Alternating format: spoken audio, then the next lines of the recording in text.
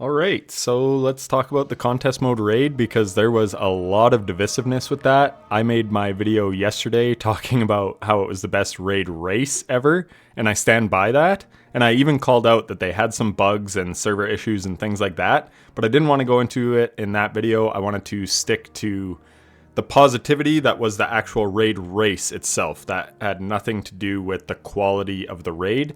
This video will be talking about that. But yeah, it's funny how I had people in my comments saying I was glazing Bungie because I've been one of their biggest critics of late. So yeah, you can't please anyone on the internet. So let's look at this tweet from Destiny 2 team. I'm going to read it in full and then we will touch on the notes. So if you just want to read it yourself and skip to me reading it, that's fine. Hey all, we enjoyed watching the Desert Perpetual World First Race and contest attempts completions through the weekend, but also want to let everyone know we are tracking feedback items and issue reports that have been coming in from the community. I had to redo this part because I think this should say conversations. A few high priority raid conversations we are looking into this week. Power deltas for the contest raid difficulty. We're seeing reports of enemies being at a higher delta than what the activity advertises. Example, enemies have a skull icon next to them instead of a sword. We will investigate. PC crashes after 5+ hours of certain hardware configurations. So just an aside, before I finish the tweet, this cost me 2 of my initial flawless attempts on Sundered Doctrine.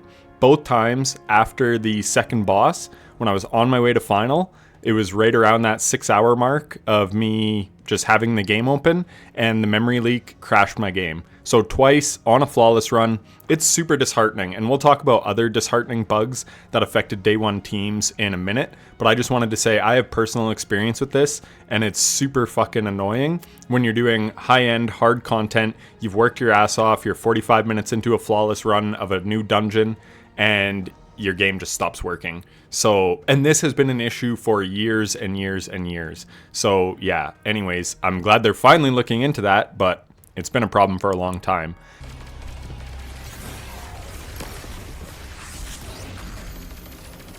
I don't fuck with you at all. No, no, no, no. This is where my game crashed last time. Dude. Oh. Unbelievable.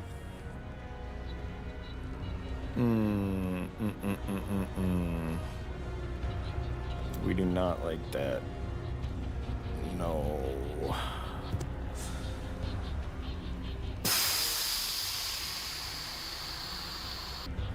All right. Same time of day too, man. It was fucking supper time. Oh my god, I can't believe that. Alright, well, thanks for tuning in. I'm gonna call it there.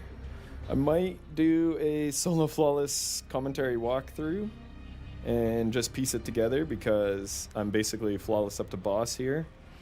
And that is not my fault. So at least I'll get it out. Bruh, that's so stupid.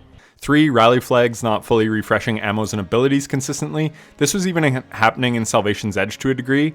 I think it was, if you had your glaive out, you know I'm a glaive user, it wouldn't recharge your melee ability because I'm assuming because your glaive's out, you can't use your powered melee. But yeah, so that was just one little rally flag issue.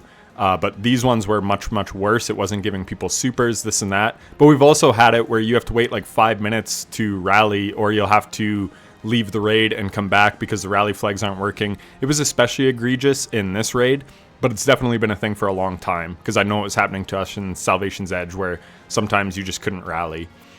Feedback items we're seeing. Some players are concerned that clearing this content required loadout swapping, lengthy ad clear phases to stockpile ammo, and near perfect execution. Related, some players feel contest difficulty may have been tuned too high for this raid, so that only an incredibly small portion of the community could have a shot at completing it. We don't have official numbers, but over 100 teams completed it within 48 hours. So it's not impossible by any means, but we will get to the difficulty in just a minute here. Initial note, while we absolutely wish for contest mode to challenge your loadouts, your teamwork, and your puzzle-solving abilities, the highest end of damage has been reported to feel that it requires far more than expected, and I do agree. Each raid we've shipped has been unique, especially at contest difficulty. This will continue on for our players who desire challenge. Do not worry, we will continue to offer it. That said, we will use feedback from the weekend to inform our future as we continue to develop these experiences. To inform our future content, I'm sure that meant to say, but not sure. We are looking into reward quality, and yeah, we'll touch on that too. What tiers rewards within the raid are dropping at within contest difficulty and their power in relation to yours. I don't have it up here, but I'll find some tweets regarding that in a second here. There are ways to increase your reward quality in normal difficulty via raid feats, and we'll be watching feedback around these systems as players get deeper into them. So I did see one clip, I can't remember who it was, but basically when they completed the raid, they showed these raid feats, and you basically have to beat, right now, the armor is dropping at tier 1. Once you do 5 completions, I believe it was, of every boss, so you have to be doing full clears, not checkpoint farming, then you can unlock tier 2. And I've been saying this, that Bungie is rewarding just monotonous grind more than they are rewarding. I mean, I have that video on artificial grind from 2 days ago, but they're rewarding artificial grind rather than actually beating difficult content to get the hardest rewards. You should have to, like, if you beat the contest raid, that should be tier 5 loot. If you beat the raid in under, we don't know where like the raid times are going to be, but say you beat it in under 40 minutes, that should be guaranteed tier 5. Or you beat it with a bunch of modifiers. They have this completely new modifier system in the game. So you throw those modifiers on and you are rewarded with higher tier loot. But no, from the way it looks like, the raid feats, yes, I think you do have to do some of the raid challenges and the triumphs and stuff. And again, I don't know the whole system, so maybe I'm talking out of my ass here. But I did see that you needed 5 completions of every boss to hit tier 2. Why isn't it beat this boss in under 10 minutes and you get a tier 5? Why doesn't it reward excellence? That is what gives players something to strive for, not beating the raid 5 times and, you know, just farming it and farming it and farming it just to get the better drops. It should reward you for, maybe you can change the difficulty of the encounter so you're beating it at -30, so something close to contest, because I'm seeing that normal mode is like -20. So maybe normal mode should be dropping, I personally think, tier 3s. I don't think any raid armor should be dropping at tier 1.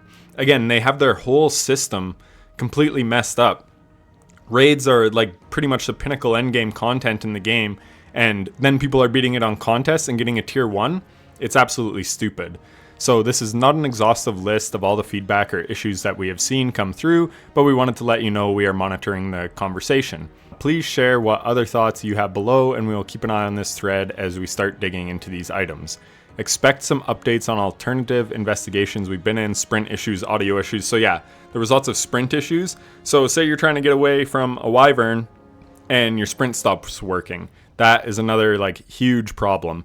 But the next thing I wanted to talk about before we continue on, because this is very important, because I called out that I don't think Bungie beat this contest mode because of how tight the damage checks were. I just flat out didn't think so. But we have this guy, Aiden. I'll just click on his. So QA at Bungie. So they do have a QA team, confirmed. No hate to Aiden whatsoever. I'm sure he's doing the best that he can. But I do think their QA team is understaffed because there have been a lot of issues.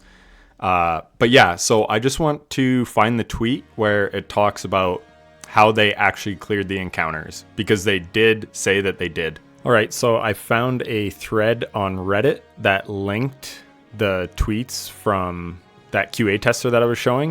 It says Thunderlord, Grand Overture, No Land Beyond, and Lord of Wolves were commonly used in playtests, but when I went to link to Aiden's tweets, it says tweet not found. So he did delete them, probably because it looks bad that they were using stuff that would have clearly been meta in the raid, and then it was disabled for the raid. So yeah, and it's like, why was Outbreak actually disabled?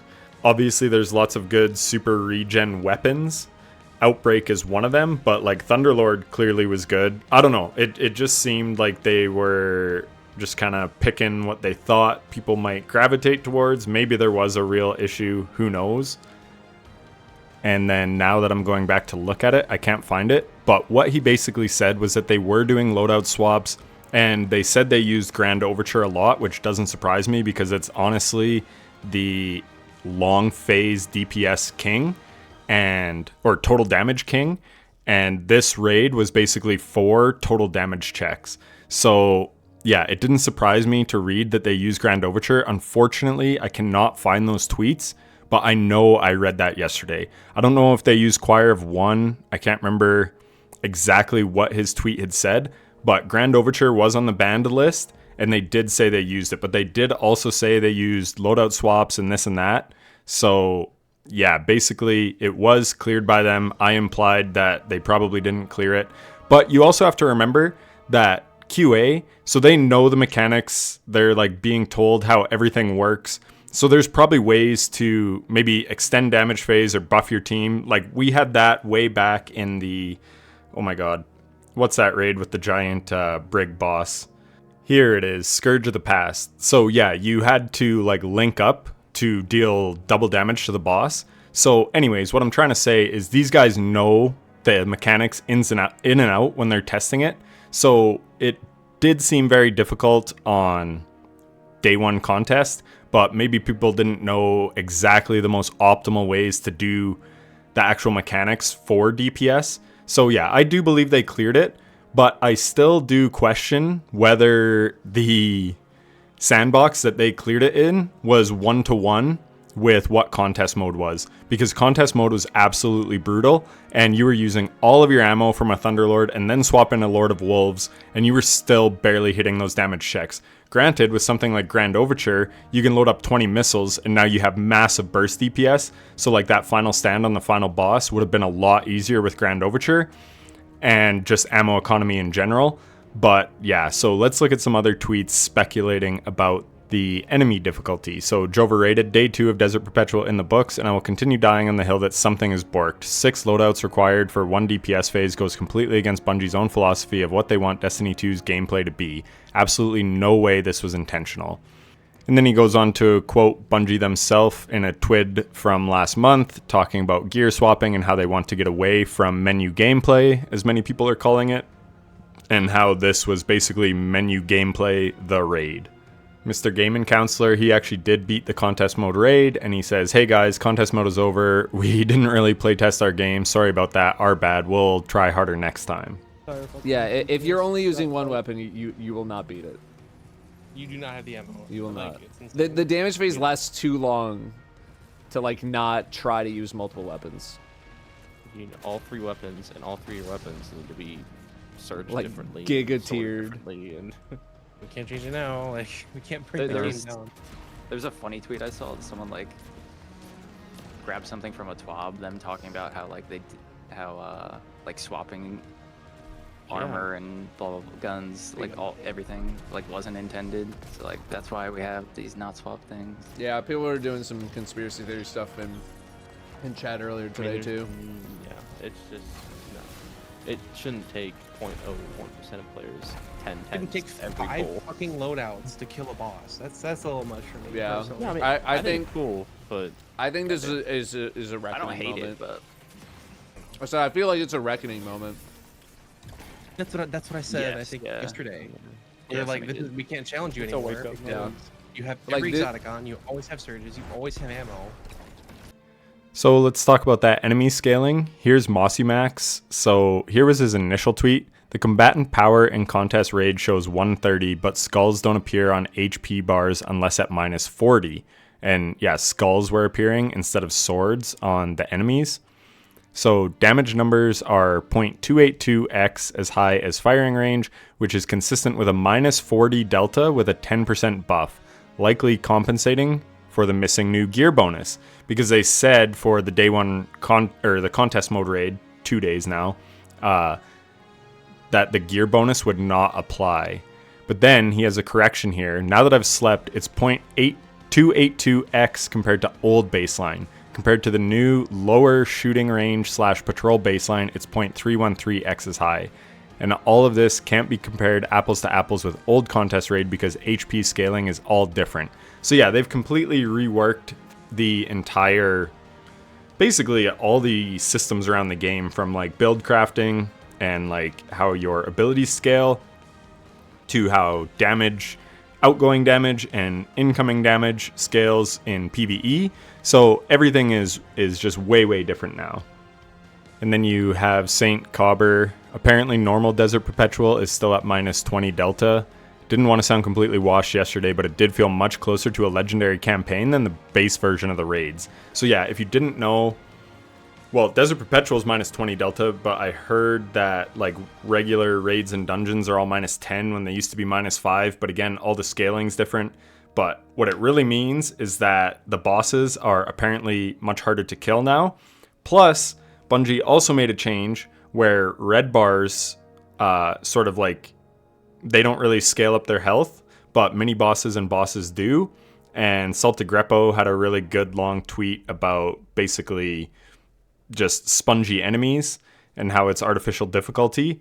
And I planned on making a video on that many days ago before he even tweeted that, just because I was seeing people say that everything was a bullet sponge in the Legend campaign, but nothing was really difficult. But all that to say is that with this new boss and mini boss scaling, maybe that also played a factor in the new raid, so that, yeah, I do just question if the testing that QA was doing is 1-to-1 of what the contest mode experience was. Because, yeah, maybe they had access to 200 stat gear and like tier 5 armor, we don't know. Or it had that new gear bonus. Again, we don't know those things. We do know, or at least I can't prove it in this video, but I know he did have a tweet saying that they used Grand Overture, but that there was a bug, so they had to disable it for the day one. That bug was probably that it was too efficient, is my guess. But yeah, anyways, I just question what that testing environment looked like. So to go back to the memory leak, here's Ice Side. Pretty sure this might be the first time y'all have ever spoken about the 30 series cards and above. It's been 4 years that crashing stuff started, so that's the memory leak that I talked about with my day one Sundered Doctrine attempts, or not day one, but my solo flawless attempts. And then here we've got Eons. For the first time ever, I genuinely think that this raid should have a contest rerun. Great experience and raid overall, but with the amount of bugs and the fact that the delta was significantly over where it was supposed to be is not very cool. Did what I could, but I guess it still wasn't enough. GG. Spite, he did clear it. I don't agree, to be honest. The bugs were plentiful, but none of them were game-breaking enough to cost clears or take more than 60 seconds to fix. I think the delta was fine. The boss would have fallen over if it were lower. This difficulty was fantastic. So yeah, you've got two sides of the coin. Again, we don't even know what the contest mode in testing actually looked like. And I'm also, here's another thing to talk about. So here is the Goat Llama. Watch his damage number on T-Crash, 16,379. This is Facet of Courage, 200 Intellect, Curse of the Falling Star. Okay, go down. Look, 11,632 is what registered. So there's a whole nother possibility that the damage that you're doing is not actually what's registering on the boss. And we've had issues like this before, but again, it could be a power delta scaling thing. It could be that damage is just not registering the way it's supposed to be because of all these systems changes. Bungie has basically reworked the entire game on what was already spaghetti code. And yeah, now you're having stuff like this. So 16,379 plus all these 358s. So well over 17,000 damage, and he's registering 11,632. So here's another one. This is me in my Liar's Handshake video. So it says the damage I did, 3,609, but it's showing 2,033. So what is up with that? And then we do another golden gun, 9,033, 5,809. So again, the amount of damage that's registering, like who knows what the proper number is. So there could have been so many bugs on day one where damage just wasn't registering the way it's supposed to. And again, QA maybe had a completely different build of the game. We don't know when they tested this. Again, there's so many factors that can go into it. The point is, a lot of the damage just seems really, really chalked in this DLC. This was 2 examples, but I'm sure people could come up with many, many more. All right, here's another one. I picked it up. Red Cinnabar Chronons. Watch them run through here. And look at where they are here. Didn't register. I put that fucking thing in.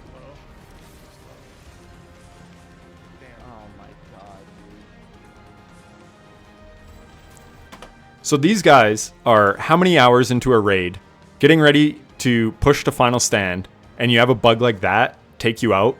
I can't stress how demoralizing that is to a team. You now have to spend at least 10 minutes getting back to third phase and be on point again. And I'll get into some other bugs right away here. But yeah, that kind of crap, demoralizing. All right, next I will just let Kakis explain it here. And on top of that, there's the glitches. Man, there's a lot in the Edge of Fate, unfortunately. I mean, the rally flag. Guys, the rally flag doesn't work half the time. Like, I'll show you in the gameplay. You can see down wherever it is. I rally, you just don't get a super. You just don't get your abilities half the time. And that happens a lot. And so again, there you can see it did give ammo, so the rally did work, but no super. Did it give? Yeah, so his other abilities are full. But still, that stuff was happening all the time. And that kind of stuff just adds up and just becomes annoying. It's death by 1,000 cuts. It's why I quit playing the game. I know I cover the game still, but I do not play it. You can check my playtime hours if you want, or however that works.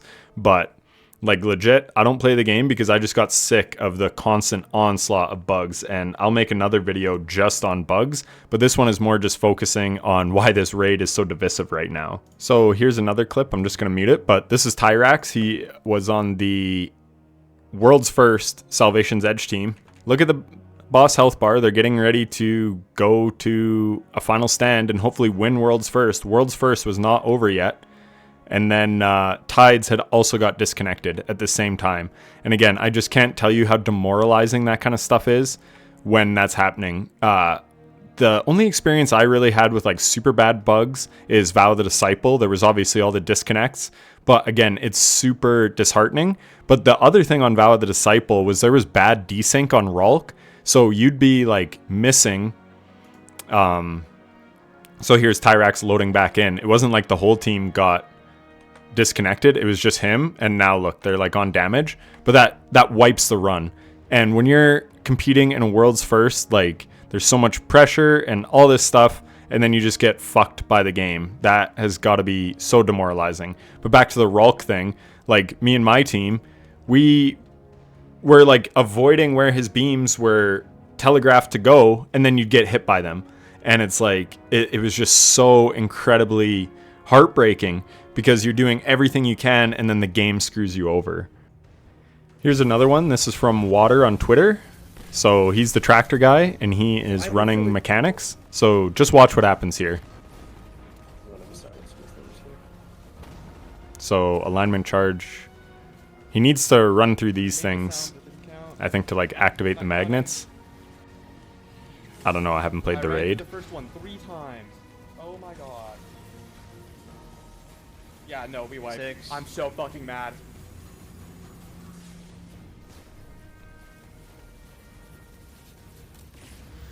I had to loop the first one 3 times. But yeah, you can see he has to go around 3 times when I think it's supposed to just activate on the first time he runs through. I don't think he did anything wrong, because you can see it activate on the 3rd go through, and he even says like, I'm so pissed, game's not working. Again, these things add up to just really frustrate you in what's already a stressful environment. Like these damage checks are so tight, and yeah, then when you just have the game flat out fuck you over, it's just super demoralizing. So Bungie, like, get your act together. If you're gonna make a day 1 raid with that many systems changes, make sure everything is ironed out. But again, they're velocity over quality, and this is what happens. I don't know if Water got the day 1 or the contest mode, but yeah, I'm sure there's teams out there that got fucked just because it was artificially lengthened because of all the bullshit that happens. Like, we could have beat Ralk. We didn't even get the day 1 because of the bugs and the disconnects and all those things. We didn't get Vow of the Disciple day 1. We did get it on contest because that is when they started doing the 48-hour thing. But yeah, we got screwed over because of things out of our control. And like I said, I know I just keep saying the word demoralizing, but it is. You're doing everything you can, and then it's still not enough because the game just wants to fuck you over. Then there was a sprint bug, which I sort of touched on, but yeah, basically in PvP, if you slid too much, I think slide just stopped working because your sprint stopped working. It's been a thing in the game for years, and now it was happening to people in the day 1 raid. So here's this guy, Lepa. Watch his... This is a burst hand cannon. It's the one from the Sundered Doctrine dungeon. It's not bursting.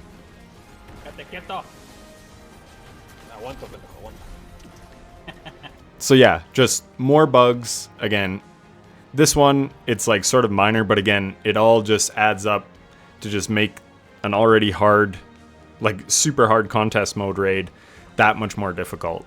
So yeah, just another example of another bug screwing a player over. Anyways, these unscripted videos are a lot of me sort of rambling, so I'm sorry if I was kind of incoherent and all over the place, but I'll just end it with a tweet from CBRO. First couple hours were awesome, great raid, but it was unplayable for a team spread across multiple continents. Bugs and desync on our predestined encounter, Hobgoblin, battered us to a pulp. When we did get to damage, we were too tired from dealing with the bugs to execute perfectly. So this is what I'm saying. It's death by 1,000 cuts. CBRO is actually the guy. Go follow him. He's an amazing community member. He's the one behind like Dungeon Report, Raid Report, GM Report. He does incredible work for the community. So yeah, huge shout out to CBRO. I love the work you do, man. And I'm really sorry that, yeah, you just had so many desync issues. So that's another thing with the desync and all these problems. There was also like damage registration issues outside of what I already talked about. People could like see that the damage numbers were changing, or like the raid banner thing. So they would actually load out of the instance. They call it re-instancing, and then they would load back into the raid, and then the problems would be fixed. But again, when you're competing with the best players in the world and having to take a couple minutes every who knows how long, sometimes maybe it's like every half an hour to an hour to re-instance and then load back in and try again. And again, all that stuff just annoys you. Like it kills momentum. If you're on a really good run, especially like that one for Tyrax, they were clearly on a really good run. That's so demoralizing. So then they have to load back in and try again, but you lose your momentum there. Or like, yeah, you just want to, if you fail, you just want to get up and go again. Like I've been in these races and it's like, yeah, you just want to keep the hammer down, but, oh, I wasn't able to rally, so I got to back out. And then it's like, okay, well, I'm going to go grab a drink of water. And next thing, 5 minutes pass.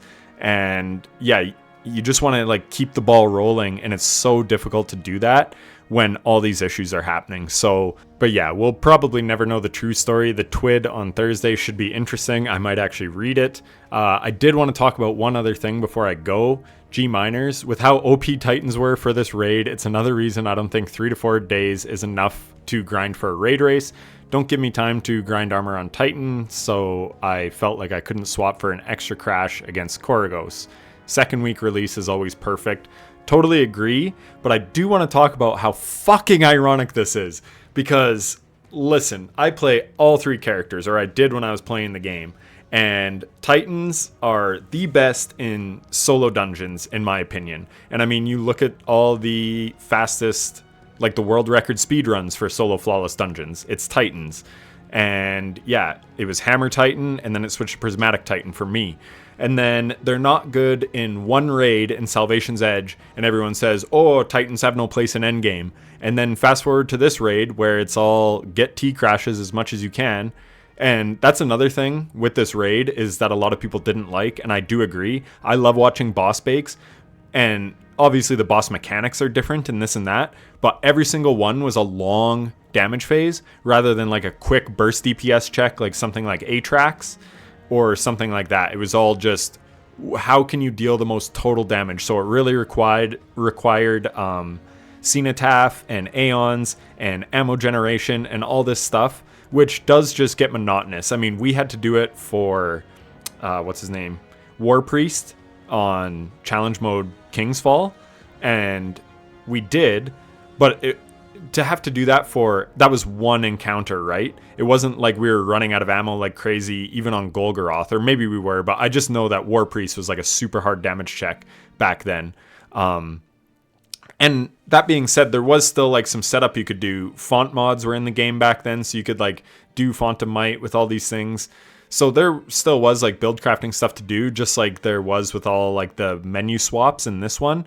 You're always going to have to use like the most meta options available to beat a contest mode raid. But like I said, with the way damage is registering in Edge of Fate, I just do think something was straight up off because they did feel too damn chunky. And like you had to expend all your heavy, all your special, and get multiple supers in a damage phase just to have a hope of clearing. And to me, that just seems not quite right.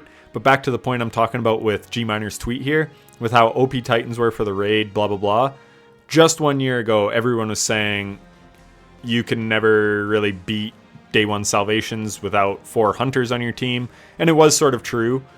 You wanted pretty much as many hunters as you could get. Team Parabellum, I think, had 4 or 5 hunters and a well. So there was merit to that. But everyone was saying that Titans were useless in endgame. And I just flat out laughed at that because being a solo dungeon player or even a solo GMer, look at solo GMs literally for the last year. I think Special Hero has the record on all of them, and it's all Consecration Titan. Yes, you can do some really wacky, crazy, strong stuff on Warlock and Hunter as well, but when everyone was saying Titans have no place in endgame, I was just rolling my eyes because it wasn't true. And now fast forward 1 year, and you have a raid where Titans are meta because of Kira's Thunder Crashes. So I just thought that was interesting. So I'll just wrap it up. I noticed this tweet, and this aged pretty well also. Bro, teams getting booted on Final Boss. Bungie, fix your damn game. Day one is hard enough without having to fight disconnects and spawn back in with 0 ammo. Get it together. Your players deserve better. I 100% stand by that. The community deserves so much better than the buggy slop that Bungie keeps putting out. Do I think the raid is cool? Yes, I love boss fights. That's another thing that makes this one so divisive. So many people are like, there's no puzzle encounter. Hot take, I didn't like Salvation's Edge. I hate Verity. I like, and this is a personal thing, I like boss fights. It's why Warlord's Ruin is my favorite dungeon. And I'm sure if I was still playing the game, I would love this. And I don't even like the Vex, but I would love this Vex raid because it's all just boss damage. And like I said, I do wish there was a variety in the boss damage, like one requiring high DPS or burst damage rather than all just being total damage checks. But at the same time, I do just like how you can pick the order that you want to fight the bosses in and that there's no puzzle encounter. I even said with Sundered Doctrine, I hated that solo flawless because the first encounter was so boring to me. I don't like puzzles. I didn't like Verity. And as a result, I wasn't a huge fan of Salvation's Edge as a raid. That's just my take. I think I would like this one more. But this tweet really sums it up.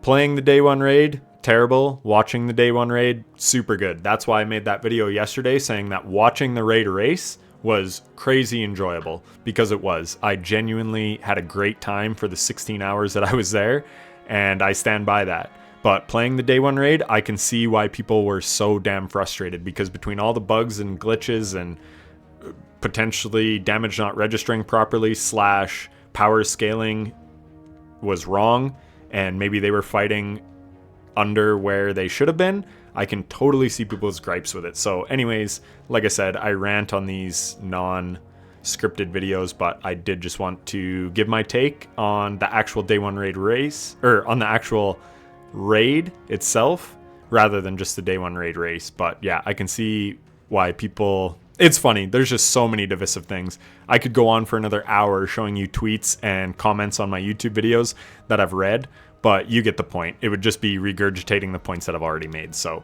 I'll catch you in the next one. Take care.